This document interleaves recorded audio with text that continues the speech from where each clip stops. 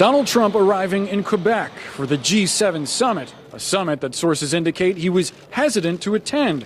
Though the president greeted his counterparts with smiles and handshakes, he is fighting public battles with some of the United States' closest allies over trade, the Iran nuclear deal, climate change, and now Russia, after Trump suggested Vladimir Putin should have a seat at the table in the group of seven.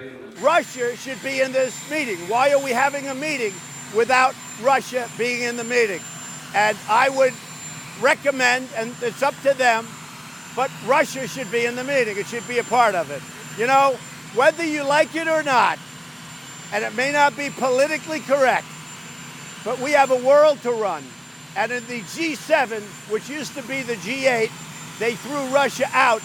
They should let Russia come back in, because we should have Russia at the negotiating table. Other G7 leaders disagreed, including British Prime Minister Theresa May, telling reporters, quote, "Let's remember why the G8 became the G7. And before discussions could begin on any of this, we would have to ensure Russia is amending its ways and taking a different route." Some within the president's own party also dismissed the idea. Nebraska Senator Ben Sasse writing, quote, "This is weak. Putin is not our friend, and he is not the president's buddy. He is a thug, using Soviet-style aggression to wage a shadow war against America, and our leaders should act like it." Another sore spot, trade tariffs. After exchanging barbs on Twitter with French President Emmanuel Macron and Canadian Prime Minister Justin Trudeau, Trump touted his ability to strike a deal. It's what I do. It won't even be hard. And in the end, we'll all get along. But they understand, and, you know, they're trying to act like, well, we fought with you in the wars. They don't mention the fact that they have trade barriers against our farmers. They don't mention the fact that they're charging almost 300% tariffs. When it all straightens out, we'll all be in love again. Macron initially suggested Trump may force the other 6 G7 countries to sign an agreement without the United States, though he later posted a video of a private chat with Trump, writing, quote, "Dialogue again and again, exchange, try to convince, constantly to defend the interest of the French and also of all those who believe the world is built only together," with the U.S. president before the opening of the G7. And Jake, an official from the National Security Council just spoke with CNN, telling us that the president's comments on Russia today were unplanned. We asked him about rumors that there was a potential summit between President Trump and Vladimir Putin that was being worked on. That official told us that there was some discussion about it, some chatter, but that it was not something that the National Security Council was working on internally, and that there were no logistics or details planned out for that potential summit yet, Jake.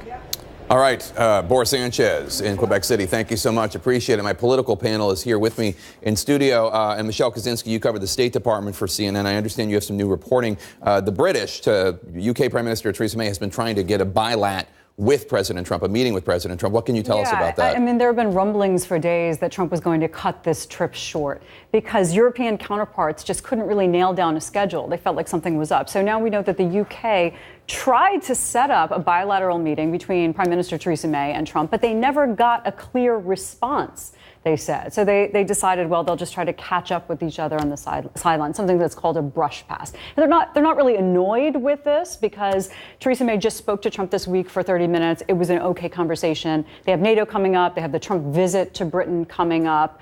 But it is kind of strange that, you know, he's talking about setting up a summit with Putin and Kim Jong-un, but he couldn't make time for Theresa May at the G7. Right, and obviously, David Urban, you know, it's a long history of the British and the United States having what's called a special relationship. Sure. President Trump and Prime Minister Theresa May don't seem to have a special relationship. Right, so as we've seen here in the past, this president's diplomacy is largely based on a personal rapprochement, right? One-on-one. The president is not a fan of multilateralism. He's not a fan of these big gatherings where he's one of many. The president likes to sit down one-on-one across a table and engage in a personal dialogue. So I think, you know, whether it's the G7 or the G20 or whatever group it's going to be, this president prefers prefers bilats rather than multilateralism. And I think so. You see, he's obviously got something bigger on his mind as he moves forward here, coming in this next week. I think this G7 meeting is I don't want to say, be offensive, but, largely irrelevant for a large part of things. I mean, the president, the group here is obviously upset with him about Paris, about paying more for NATO. I mean, we could go on and on the list of things that the U.S. and the EU and Canada don't agree about right now. And so if you're the president, he's looking forward to try to get peace on the Korean Peninsula. I think he thinks it's a lot more important. Paul, Yeah, David just said that the president probably thinks of the G7 as irrelevant. I'm wondering what you think about that. Right. Well, right now, they are our best customers. And we have gone to economic war against our best customers and our best national security allies. It makes no sense. He is saying that Canada and the European community are a national security threat to America. That's the legal requirement to impose these tariffs. It's madness. It's bad business. It's bad national security. At the same time, David, if he prefers bilateral meetings, why not have a bilateral meeting with the British Prime Minister who has asked for one? I don't know what the timing situation is. So I don't it's not know. timing. Well, I don't know. Well, part of it was timing, but it's timing because he's cutting this trip short. Because he cut it short because he's headed to Korea to try to get world peace. Although that's on Tuesday, hang out with and this Dennis. is Friday and Saturday. It's a long. Okay, but I will say that when you talk to his European counterparts and the diplomats surrounding them, they feel like getting away early to get to Singapore early was more of an excuse. But how he's leaving 6 hours early? He's leaving Saturday at 10:30 versus Saturday at 5. I think is what. Well, let me ask you another question. It's a lunch and it's a whole day. Another thing that a lot of European diplomats were shocked at was President Trump talking about readmitting Russia into the G7. It would become the G8, of course. Look, I'm not a master deal maker, so I don't know. But David, can you explain to me why letting Russia in without getting a concession from them, such as leave Ukraine, leave Crimea, stop interfering in our elections, why that makes any sense? No, I can't. Right, I can't. But I do know. Obviously, look again, not to pound on this, but the G20 is much more relevant in the world, right? You talk about economic, and I do understand the EU is a huge market, but to talk about global economics without India, China, the Russian Federation, Brazil, some of the biggest economies in the world, I think is a little bit Except Michelle. These are America's closest friends. I understand. No, I get that part. With whom they band together but right now, Michelle, to put pressure on China. I know, but right now you'll admit there's tension because of the trade sanctions, because of ponying up money for NATO, because of Paris, because of the Paris Accord. Those are things that all get discussed at a G7 summit. One of the reasons why, I mean, as Michelle points out, one of the reasons why people think that the G7 is important is because, for instance, when President Trump wants to pressure Russia, wants to pressure China, wants to pressure India on environmental or human rights issues, the G7 countries are the ones that do it, right? I mean, that's how you get the group together. It's Japan and France and Germany, et cetera. That's how sanctions work when everybody gets together. And just this week, days ago, in a conversation with a former CEO of a U.S. multinational, we were talking about this and the tariffs. And he said, he agrees there needs to be a level playing field.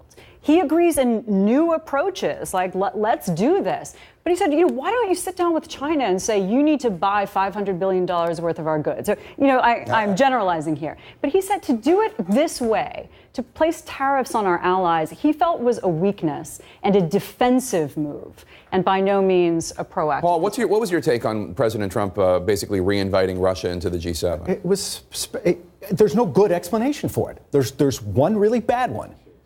And that is he has some peculiar affection for Putin and Russia. Now, Russia, not a very good customer. They have lots of tariff and non-tariff barriers to American goods. So it's not like there's a good economic reason. There's certainly not a national security reason. They committed an act of war against the United States of America, for which they have not been punished. In addition to that, they're attacking and invading their neighbors in Ukraine. They invaded their neighbors in Georgia. There's no good reason, and there's a lot of speculation that Vladimir Putin's got something on Donald Trump, and Mr. Trump is sure acting like it. Okay, so I want to give David the last word. Listen, but I want to read this. I just want to read this from Ben Sass. Republican Weekly News. Republican Senator Ben Sass responded to the president's comments saying, quote, "This is weak.